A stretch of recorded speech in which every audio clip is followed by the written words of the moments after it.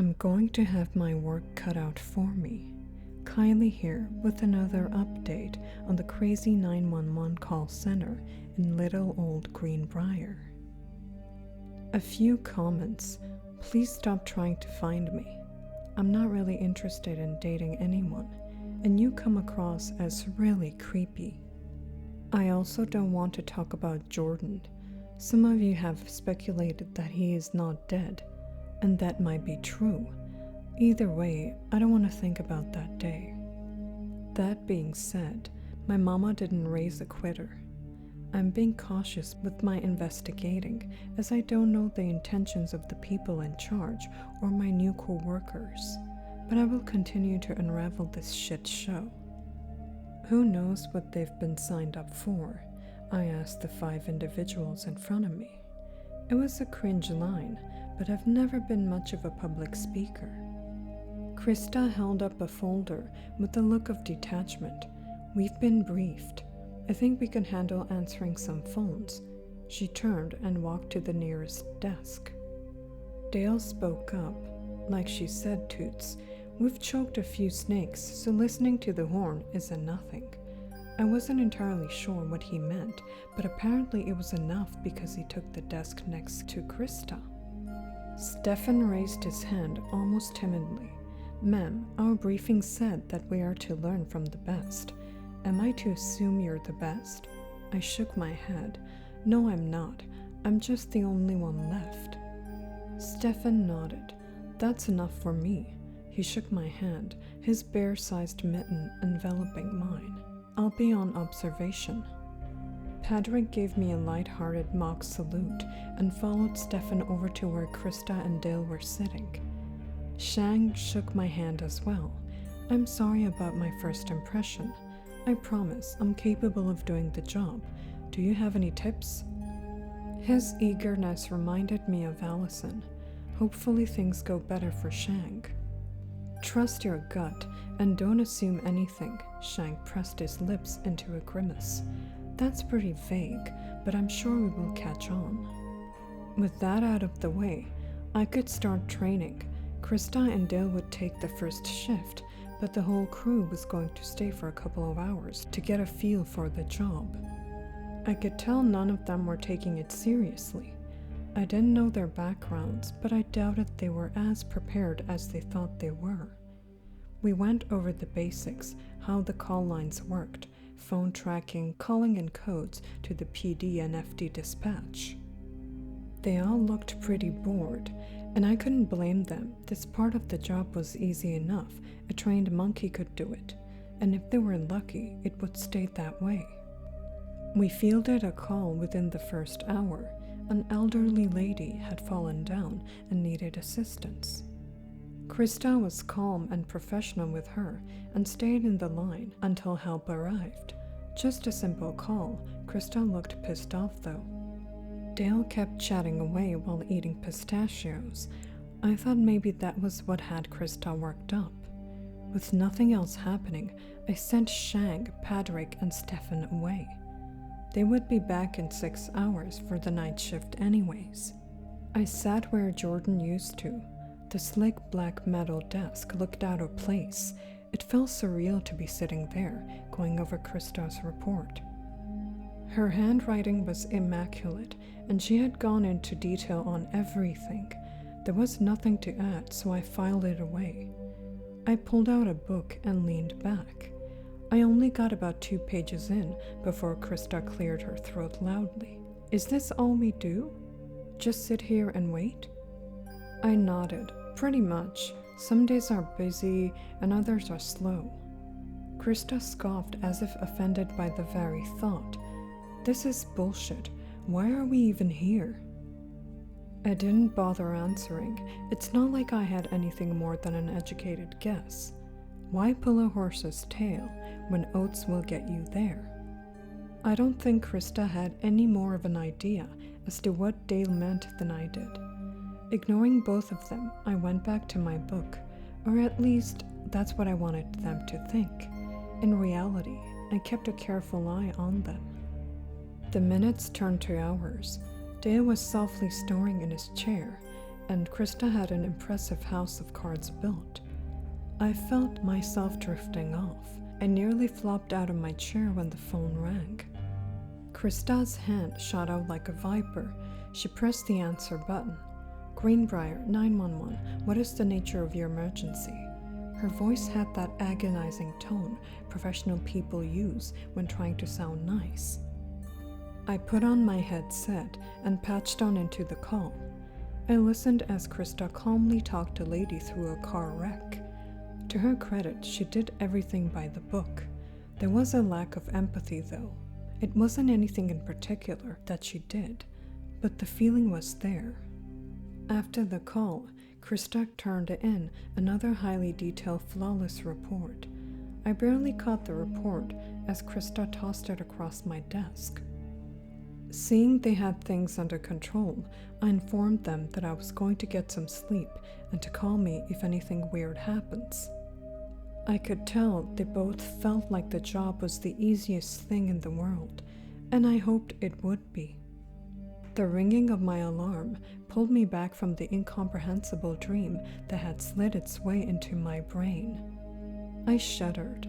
I couldn't remember any details, but it had been a dark, viscous, and slick thought. I needed a shower to wash it away. I stood under the warm water until it turned cold. My skin tightened under the frigid liquid, and yet I hesitated to move away. Doing so would signify the start of a new day, a new shift at the call center. I threw on a hoodie and my fat girl jeans. I didn't care about appearances. I had more people to train today, and since yesterday had been uneventful, I was expecting shit to hit the fan today. When I arrived, Dale and Krista had already left. Shang's voice echoed loudly from within the room. Whatever he said caused Stefan and Patrick to laugh loudly. After taking a steady breath, I walked in. The noise died almost instantly. The three of them stood up a little straighter. "Ma'am, we are ready to receive your orders." Stefan stood nearly at attention as he spoke. Once again, while Shang and Patrick wore suits, Stefan was rocking a Vote for Pedro t-shirt and jeans. "At ease," I said with a smile. "I don't have any orders. You know the basics. Just let me know if you have any questions or need help." Shang and Patrick were sharing some sort of silent conversation. By elbowing Shang with a decent amount of force, Patrick got him to speak. "So, I have a question. Why are we here? Where is everyone else? Like, shouldn't you be able to just hire people from town? And even if you can't, why would someone pay us to be here?" I crossed my arms and sat on my desk, facing the three men. That is a lot more than one question. Shang looked embarrassed. "Sorry, I guess there's just a lot on my mind." "I tell you what," I said to all three of them. "I'll answer a question of yours for each question of mine you answer. Deal?" The three of them shared a look. Stefan shrugged his oversized shoulders nonchalantly. Patrick thought about it the longest before finally nodding in agreement. "Okay," agreed Shang. "First question, what happened to the previous employees?" Fuck. I was really hoping that wouldn't come up. "I think they died. I saw him take a shotgun to the face, but I'm not sure if that counts." Shang's brow furrowed in confusion. "Okay, I think that needs more explaining. He attacked us and the previous manager stopped him," I said. They didn't look satisfied with my answer. I wasn't sure how much I should tell them. The last thing I needed was for them to think I was crazy. "That was your question. So now it's my turn. Where did you guys come from?" "Fair enough," said Stefan. "Myself, Krista, and Dale were recruited from the Marine Corps. Patrick was a Ranger flunky, and Seaman Shang was in the Navy. We were approached either when we were looking to re-up, or for some of us, when we found ourselves in trouble. They offered really good money, so here we are." It looked like Shang was about to ask another question, but Patrick cut him off. My turn, like Stefan said. We're all differing backgrounds of a similar category, so it's a little weird that someone would pay us to come here and answer phones. Not that you mentioned the previous employees all dying or otherwise disappearing, it makes a little more sense. So my question is, what's wrong with this place? I laughed, probably not the best reaction, but it just popped out. Sorry, it's not really funny. It's just, well, I don't know what's wrong. Growing up here gave me a certain disposition towards unusual things, but lately everything has escalated. Here's what I can tell you. The call center must stay operational at all costs, and never take things for granted. As if to emphasize my point, the phone rang. Stefan leaned over and hit the green button. Yo, Greenbrier 911, how may I be of assistance, sir or ma'am? He winked at me as he talked. The caller replied, and Stefan's grin faltered. Leaning over, I pressed the speakerphone button, allowing all of us to listen in. Raccoons are here again, and I'll be damned if they aren't looking for a fight. The voice was that of an angry male. Stefan sat up a little straighter. Hey now, let's slow down, mister. You said raccoons are in your house? Have tried shooing them out the door? I face-palmed. Everyone knows you don't engage with Greenbrier trash pandas unless you want a very intense interaction. The voice yelled back. The big one already took my knife block. I'm not going anywhere until I know they're gone. I cut in. Sir, what is your address? We will get animal control out there as soon as possible. 1132, Crustacean Court. Tell them the bastards are armed. Yes, sir, I will. Until they arrive, please stay in a safe location.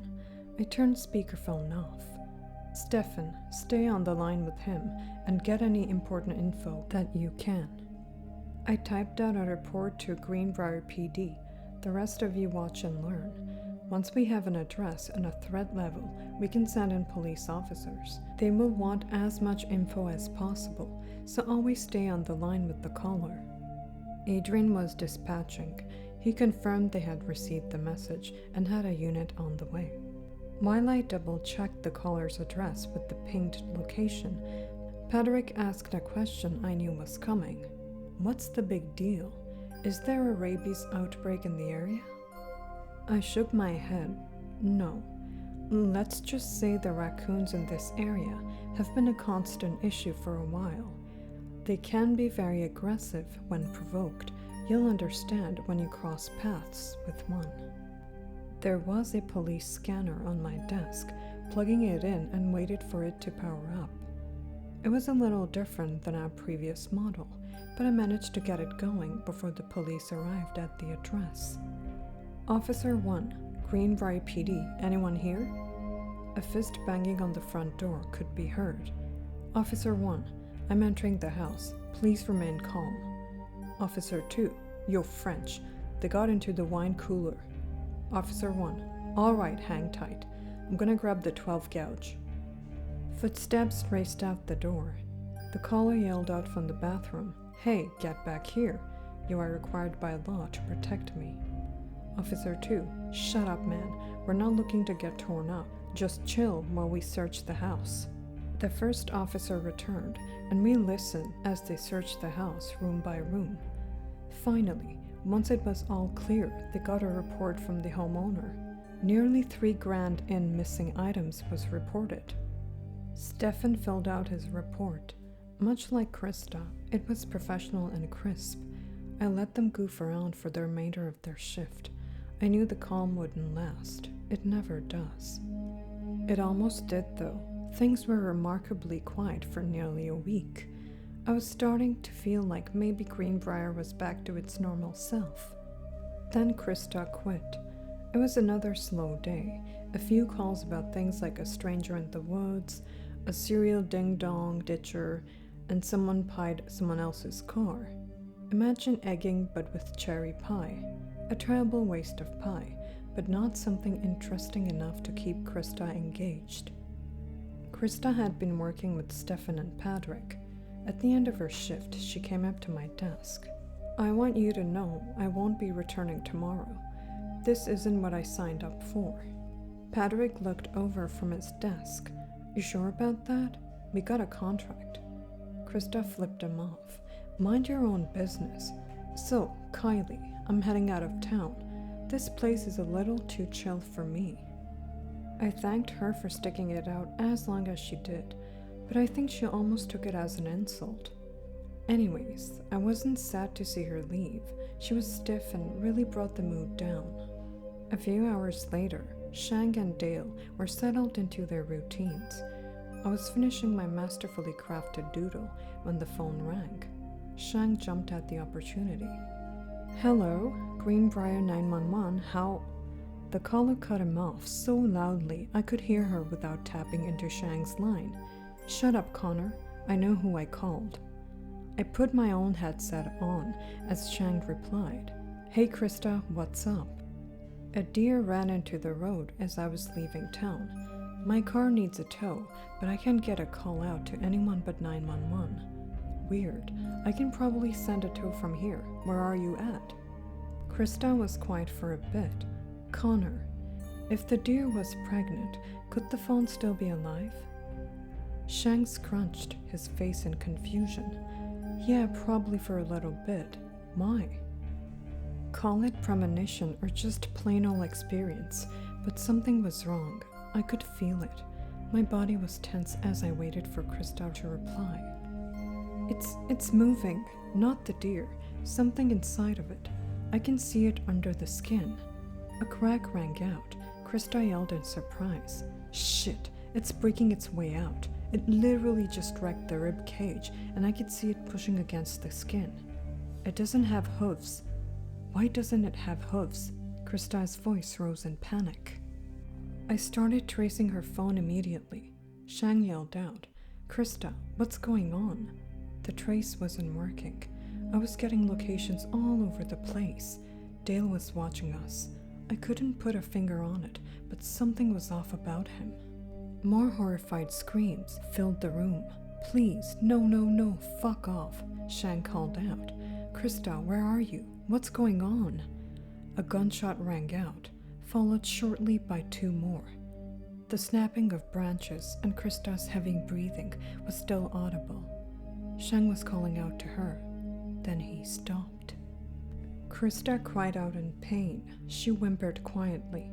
Her last gasp was cut off by a wet, squelching sound. Shang looked at me, his face pale and eyes wide. With a trembling finger, he turned up the volume. I could now hear what before only he could. Slurping of fluids and the smacking of lips filled the room. I nearly jumped out of my skin when Dale explosively slapped his desk. Jumping to his feet, Dale pulled a handgun from his desk and slid it into a hidden waistband holster. When the molasses get thick, you best turn up the heat. My computer dinged. Krista's phone had called us from a side road. She wasn't anywhere near the road out of town. Dale was out the door in a flash. A minute later, I heard the engine of his Tahoe roaring into the distance. I sent the police a message, ongoing homicide of unusual origin, and the location. Before we had time to process what just happened, the phone rang.